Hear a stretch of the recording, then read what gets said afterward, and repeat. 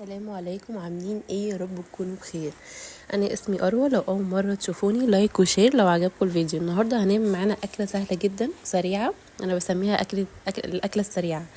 تمام. هنعمل معانا رز بسمتي، وهنعمل معانا كمان بانيه بالبيض والبقسماط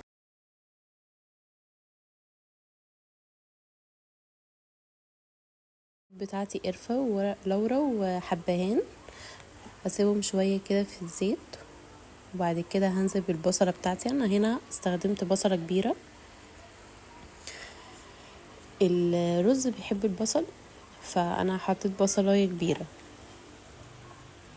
بدأت اقلب فيها كده شويه، وهسيبها كده شويه لحد ما تدبل. كده دبلت معايا، هبدأ انزل بالجزرة. انا في الوصفة استخدمت جزرتين، ممكن تستخدموا جزرايه الكفاية يعني، بس هي الجزر بيحلي جدا الرز، يعني بيوديه في حتة تانية خالص، فانا استخدمت هنا وحطيت جزرتين.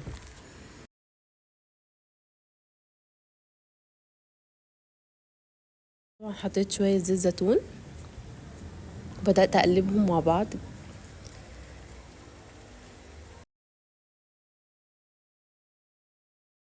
هنزل بالبهارات بتاعتي، ملح وكركم.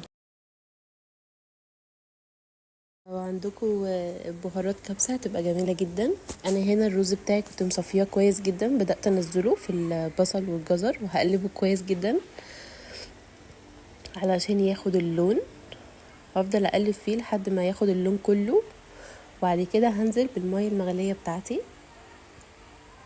مش هحط مية كتير، انا بس هخلي يعني سوى الرز، يعني اكتر من الرز بحاجة بسيطة جدا. مش هكتر عشان ما يعجنش مني، لو احتاج هنحط تاني. هقلب فيه، ولو حسيت ان هو احتاج هبدأ احط برضو شوية مية مغلية عليهم.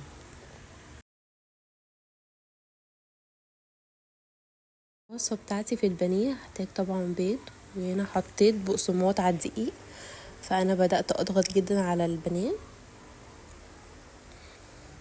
البانيه طبعا انا متبلاه قبلها بيومين، طبعا بصل وليمون وملح وفلفل وبابريكا. انا بحب اتبل البانيه قبلها بيومين، بيبقى طعمه جميل جدا.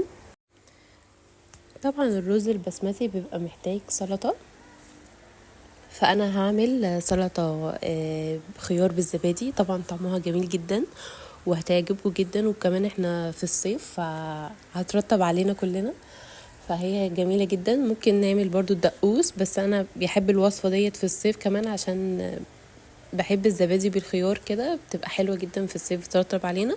فهبدأ اجهز الوصفة بتاعتي. هحط علبتين زبادي، وهحط نص معلقة ملح، وهحط نص معلقة توم مفروم، ومعلقة كمون صغيرة، وهبدأ اقلبهم مع بعض جدا. حطيت كمان في الوصفة نعناع.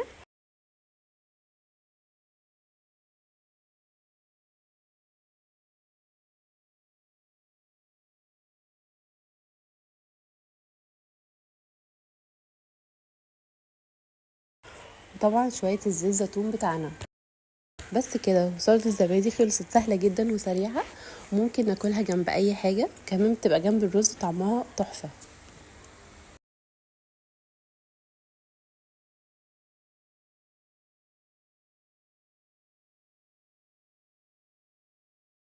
انا هنا خلاص بدأت اقلب الرز بتاعي، بدأت اشوف استوى ولا لا. هنا خلاص كان قرب يستوي، بس اهم حاجة شفتوا انا ما زودتش المية عشان الرز بتاعي يبقى مفلفل. البانيه خلاص بدأت اسويه، طبعا انا مش هسيبه كتير، هسيبه بس لحد ما ياخد لون كده وهبدأ اطلعه. انا خلصت البانيه والرز، اكله سريعه جدا وسهله، وانا بسميها الاكله السريعه. وطبعا سلطه الزبادي معاها تحفه، جربوها بجد وقولوا لي ايه رايكم، والف هنا.